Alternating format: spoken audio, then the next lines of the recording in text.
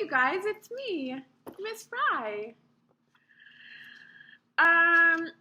Listen, I made some rice pudding. I don't know if you know about rice pudding, but if you don't know about rice pudding, you should get to know about rice pudding. Or just get to know rice pudding. I actually use like leftover rice rice that my kids and I had some takeout, and I had some rice left, so I put it in the pot, throw in some milk. This is not going to help you with your fractions, so don't tell Mr. House. Because I don't know how much I put in. I just kind of eyeballed it. Like, don't overwhelm it, but like put some milk in it. So it's like kind of soupy, but not too soupy. And then you let that cook down until the rice kind of absorbs more of the milk. And then you put sugar in it. Oh. And then you put a little cinnamon. You guys, it's so good.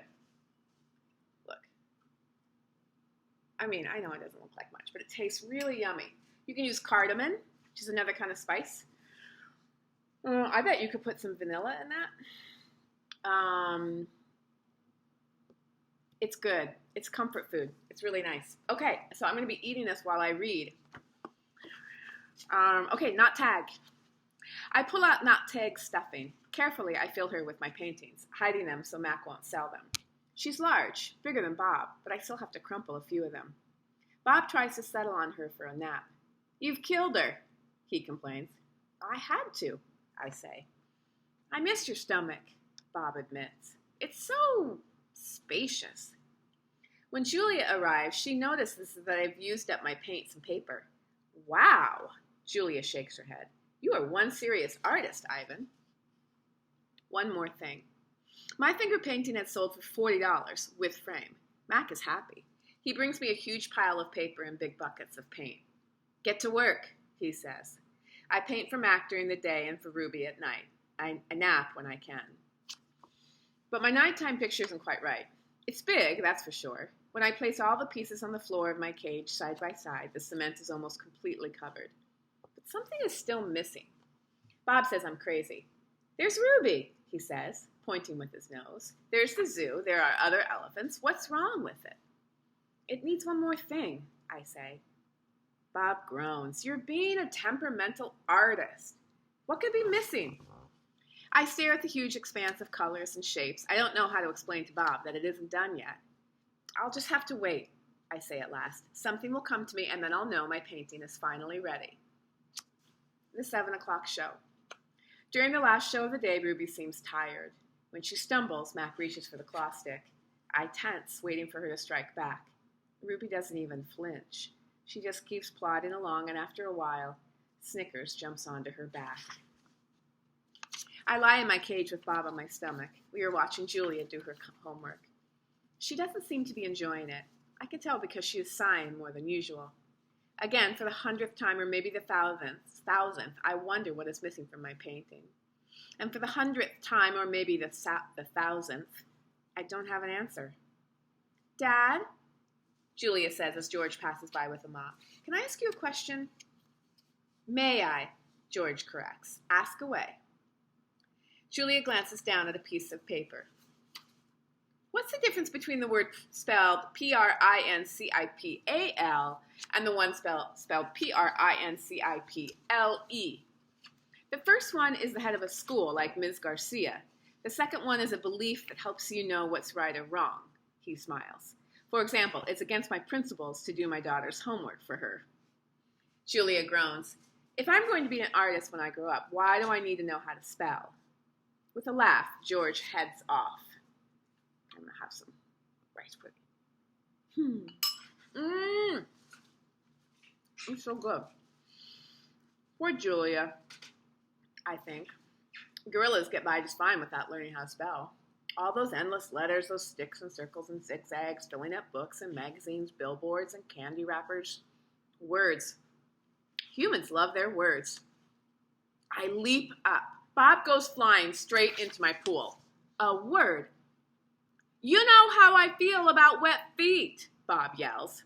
He scrambles out of the water, shaking each foot in dismay. I look out my window at the billboard. I can still hear Mac's voice in my head. Come to the Exit 8 Big Top Mall and Video Arcade, home of one the one and only Ivan, mighty Silverback. I count to 12, and then I count again, just to be sure. Come to the Exit 8 Big Top Mall and Video Arcade Home. What's he counting to 12? 1, 2, 3, 4, 5, 6, 7, 8, 9, 10, 11, 12, 13, 14, 15, 16, 17, 18, 19, 20. I count to 12, and then I count again just to be sure. What am I missing here, you guys? 1, 2, 3, 4, 5, 6, 7, 8, 9, 10, 11, 12. Oh, okay, I know. I got it. I can't tell you. I got it, though. Oh, whoa. Momentary brain freeze there. Okay, I'm not going to tell you, but I'll tell you later. H. I lay out 16 pieces of poster board, 4 down, 4 across, a perfect square. What are you up to? Bob demands. I'm guessing it doesn't involve sleep. It has to do with the billboard. That sign's a monstrosity, particularly since I'm not featured. I grab my bucket of red paint. You're not on the billboard because you're not in the show, I point out. Technically, I don't even live here, Bob says with a sniff. I am homeless by choice. I know, I'm just saying. I study the billboard, then I make 2 fat lines like broom handles. Another fat line connects them. I stand back. What do you think? What is it? No, wait, let me guess. A ladder? Not a ladder, I say. A letter. At least I think that's what they're called. I have to make 3 more. Bob cuddles up next to Knaptag. Why? He asks, yawning. Because then I'll have a word, a very important word. I dip my fingers into the paint. What word? Bob asks. Home. Bob closes his eyes. That's not so important, he says quietly. So the 12th letter of this billboard, come to the Exit 8 Big Top Mall and Video Arcade, home, is the 12th letter, the 12th word. And this is his H.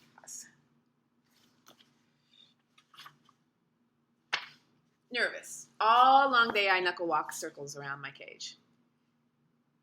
Did I say all long day?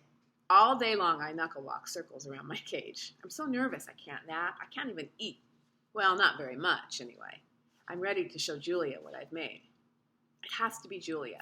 She's an artist. Surely she'll truly look at my painting. She won't notice the smudges and tears. She won't care if the pieces don't quite fit together. She'll see past all of that. Surely Julia will see what I've imagined. I watch Ruby trudge sullenly through the 4 o'clock show, and I wonder, what will happen if I fail? What if I can't make Julia understand? But of course, I know the answer. Nothing. Nothing will happen.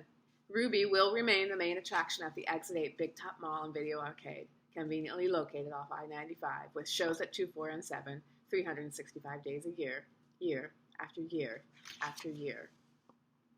Showing Julia. It's time to show my work.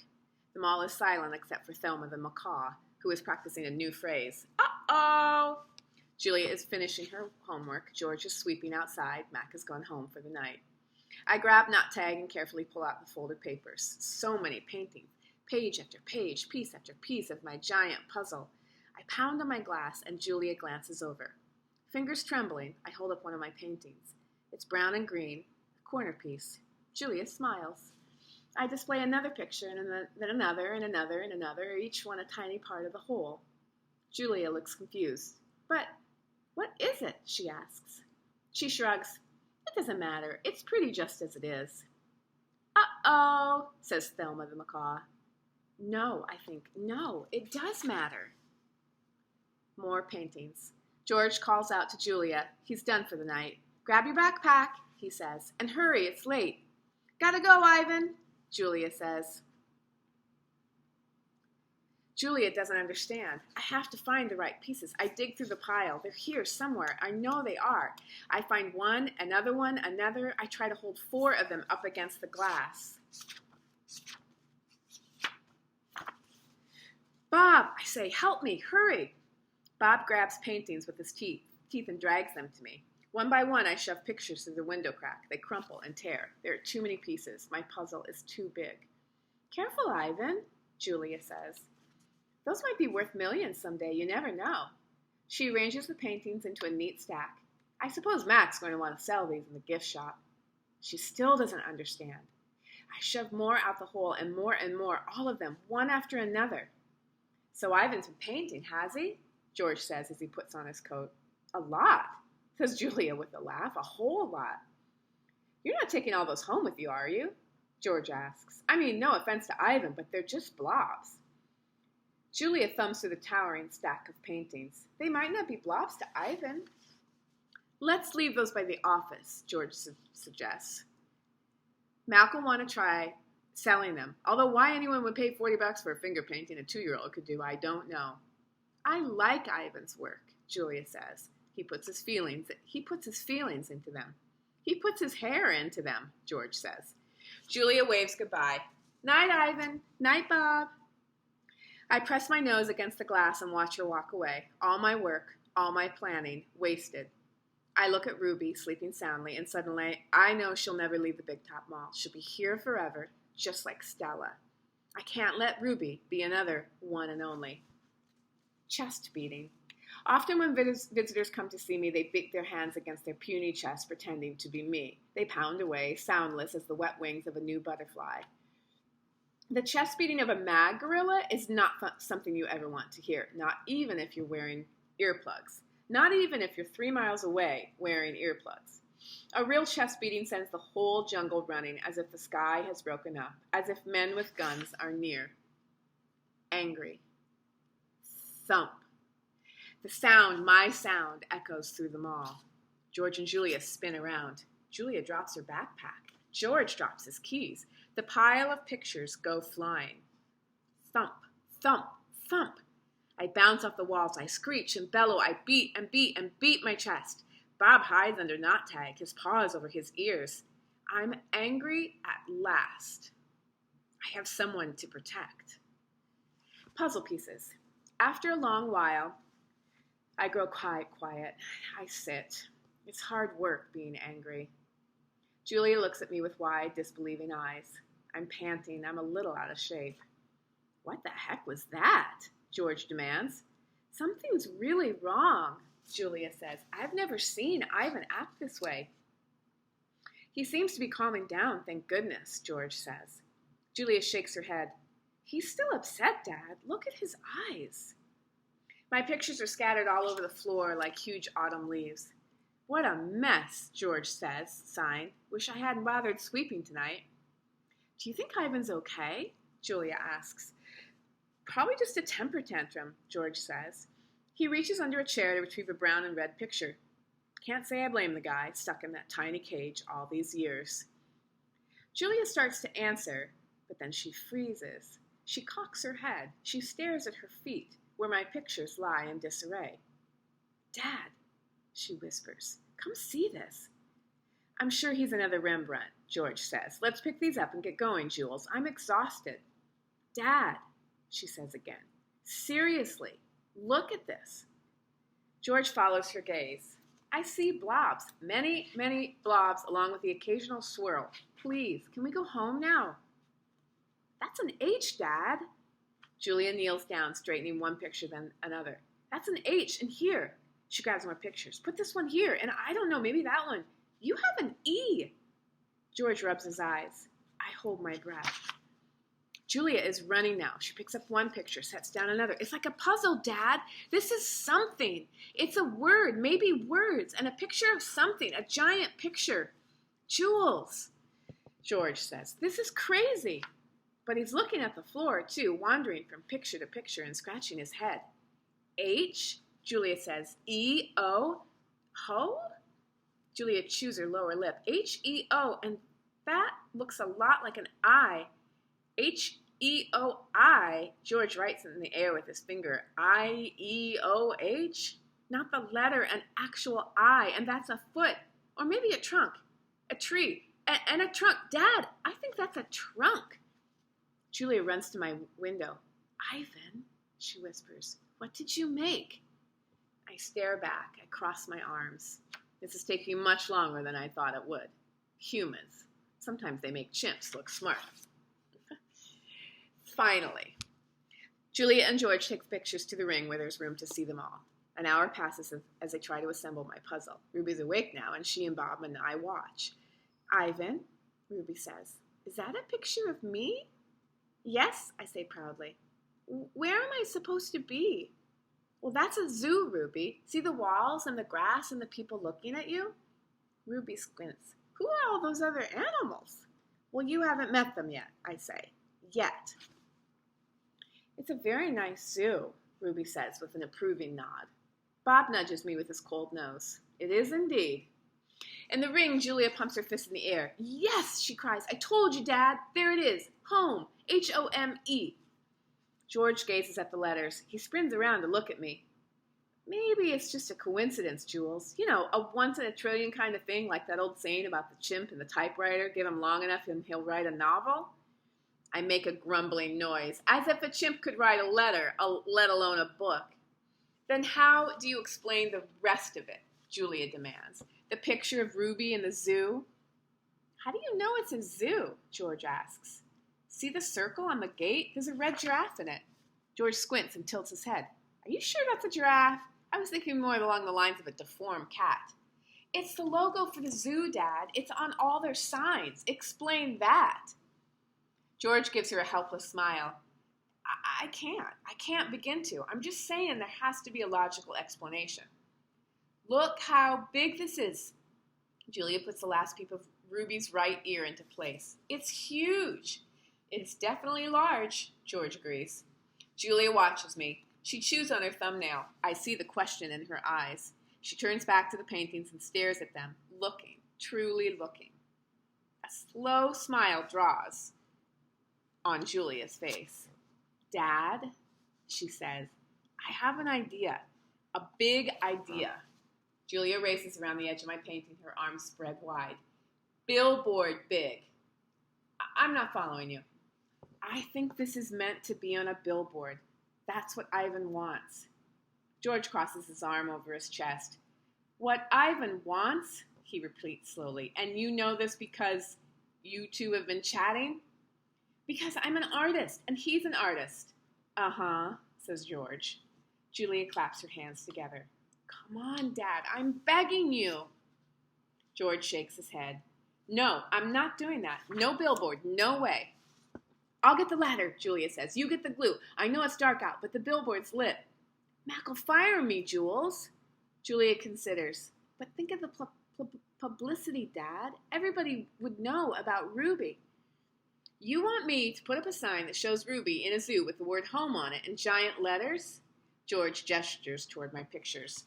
A sign, incidentally, that just happens to have been made by a gorilla?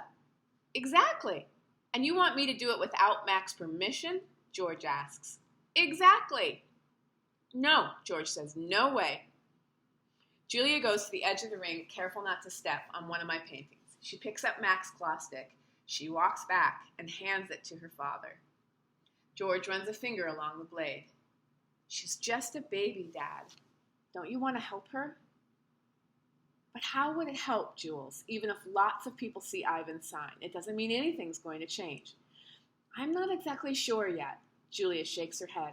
Maybe people will see the sign and they'll know this isn't where Ruby belongs. Maybe they'll want to help too. George sighs. He looks at Ruby. She waves her trunk. It's a matter of principle, Dad. Principal. L-E, George corrects. Dad, Julia says softly, what if Ruby ends up like Stella? George looks at me, at Ruby, at Julia. He drops the claw stick. The ladder, he says quietly, is in the storage locker. Yay, Dad! The next morning, I watch Mac's car slam to a halt in the parking lot. He leaps out. He stares at the billboard. His jaw is open. He doesn't move for a long time. Mad human. A mad gorilla is loud, but a mad human can be loud too. Especially when he is throwing chairs and turning over tables and breaking the cotton candy machine. Phone call. Last little bit. Mac is kicking a trash can across the food court when the phone rings. He answers it, red-faced and sweating. What the? He demands. He glares at me. I don't know what you're... he starts to say, but then he stops to listen. Who? Julia who? He asks. Oh, sure, George's kid. She's the one who called you?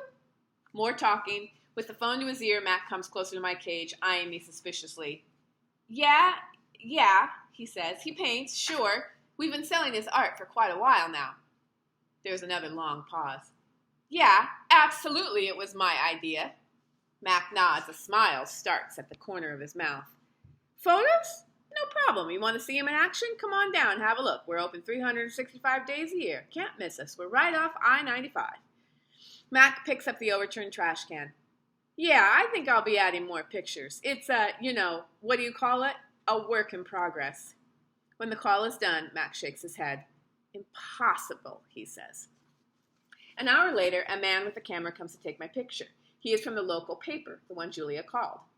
How about you take one of me with the elephant? Mac suggests. He drapes his arm around Ruby's back, grinning as the camera clicks. Perfect, the man says. Perfect, Mac agrees.